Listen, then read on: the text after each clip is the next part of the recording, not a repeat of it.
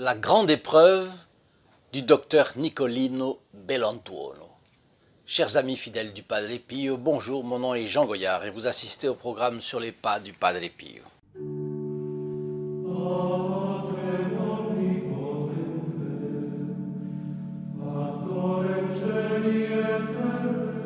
Eh bien voilà, nous nous trouvons en juillet 1949 en Italie et un étudiant en médecine est fiancé avec Maria Ciaccia, fille spirituelle du Padre Pio. Sa fiancée se rend à San Giovanni Rotondo. Pourquoi? Parce qu'il va passer ses examens. Et elle va demander au Padre Pio de prier pour son fiancé. Quelle grâce de pouvoir recourir à la prière d'un saint pour ses examens. Je suis sûr que vous avez dans votre famille bien des personnes qui aimeraient être dans cette situation. Mais vous savez que il est saint. Oui, il est saint. Mais à l'époque, le jugement de l'Église n'avait pas été donné. Donc, finalement, les personnes de l'époque ont beaucoup plus de mérite à croire dans le Padre Pio, à avoir confiance dans le Padre Pio, parce qu'il n'est pas encore saint, il n'a pas encore canonisé. Vous et moi, c'est facile. Il est au ciel, on le sait, voilà. Bon. Alors, pour avoir des mérites vis-à-vis du Padre Pio, faisons-le connaître, n'est-ce pas? Alors, Maria parle du concours de son fiancé à la fin de sa confession, et le Padre Pio lui répond: tout ira bien, tout ira bien. Mais tout de suite après, regardant dans le vague comme s'il voyait quelque chose, à l'horizon, il s'exclame: mon pauvre fils, mon pauvre fils.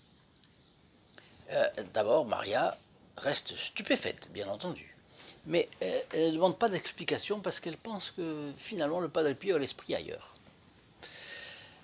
Nicoline, de son côté, passe ses examens, il les réussit, et le 17 juillet, il rentre chez lui, parce que tout est fini. Quelques jours après, cependant, il ressent de très fortes douleurs à l'épigastre. L'épigastre. Il est médecin, il est fils de médecin, futur médecin, et il va se marier avec une femme qui a des médecins dans sa famille. Voilà.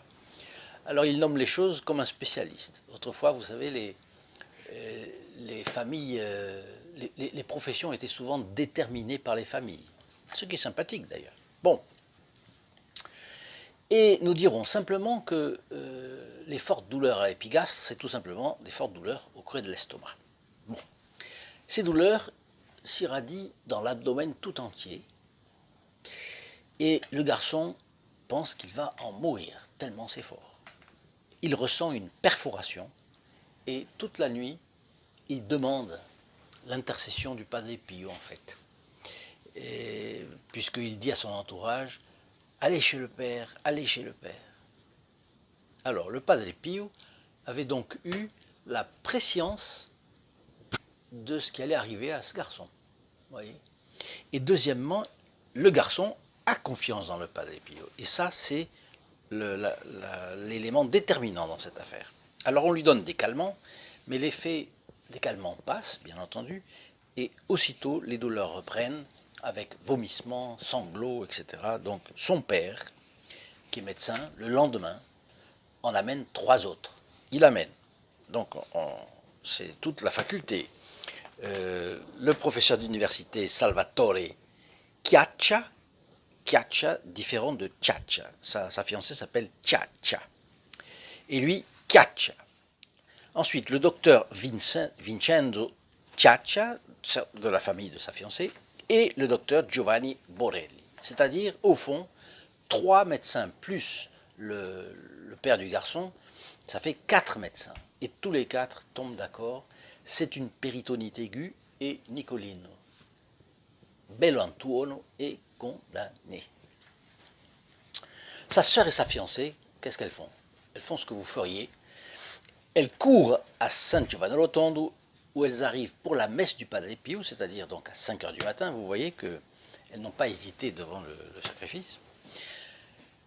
Bon, quand on veut vraiment quelque chose, quand on aime vraiment quelqu'un, on fait pour lui bien des sacrifices. Peut-être tous les sacrifices. Par exemple, un mari voit sa femme agressée, il ne cherche pas et il la défend, n'est-ce pas, même au péril de sa vie.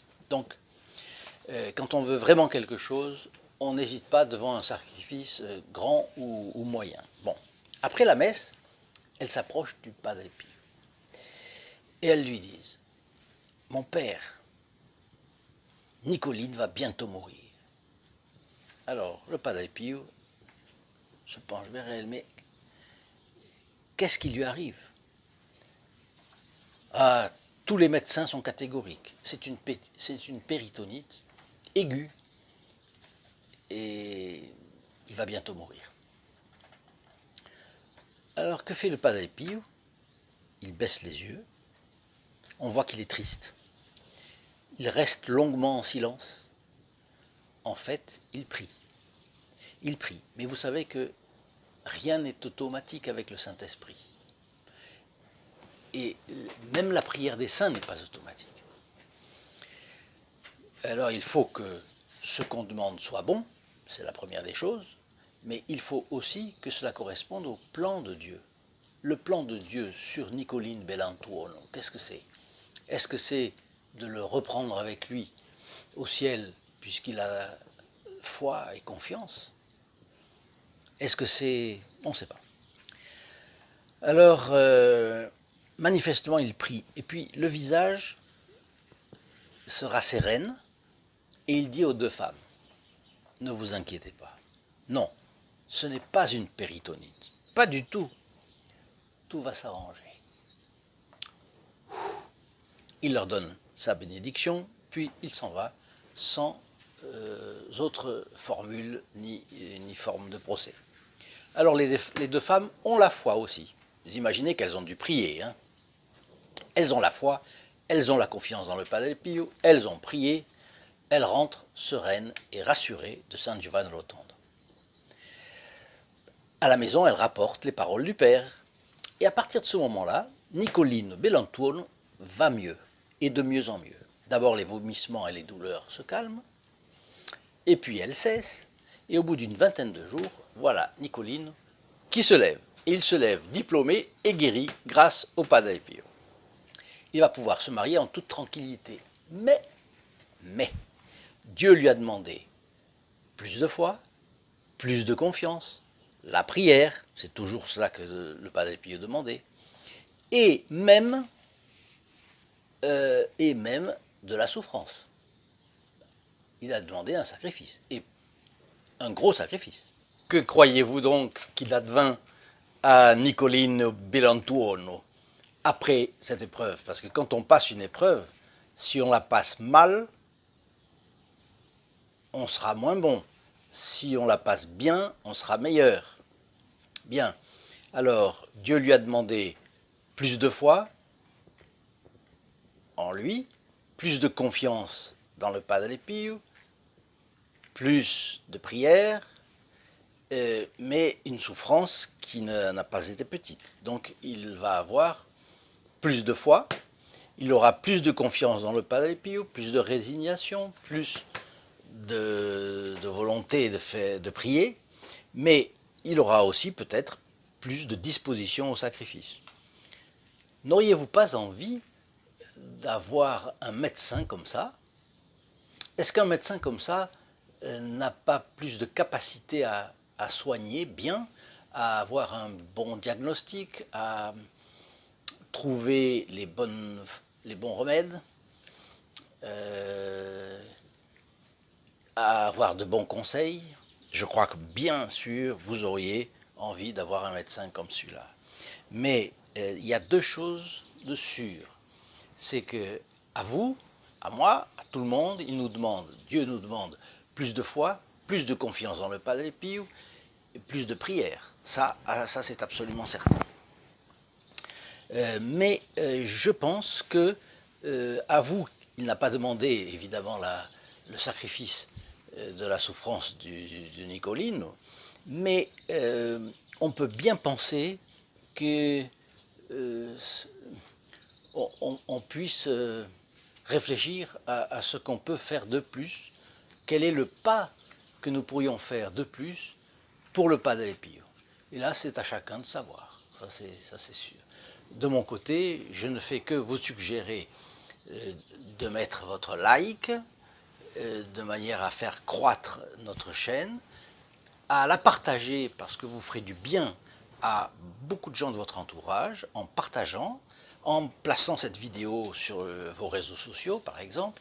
Je vous rappelle que lorsque vous partagez une vidéo, vous êtes instantanément placé dans les intentions du prêtre qui dit la messe pour nous le vendredi qui suit votre partage. Ce qui fait que non seulement vous avez le bénéfice de cette messe, mais en plus la personne qui reçoit en partage la vidéo de votre part reçoit est placée également dans cette messe.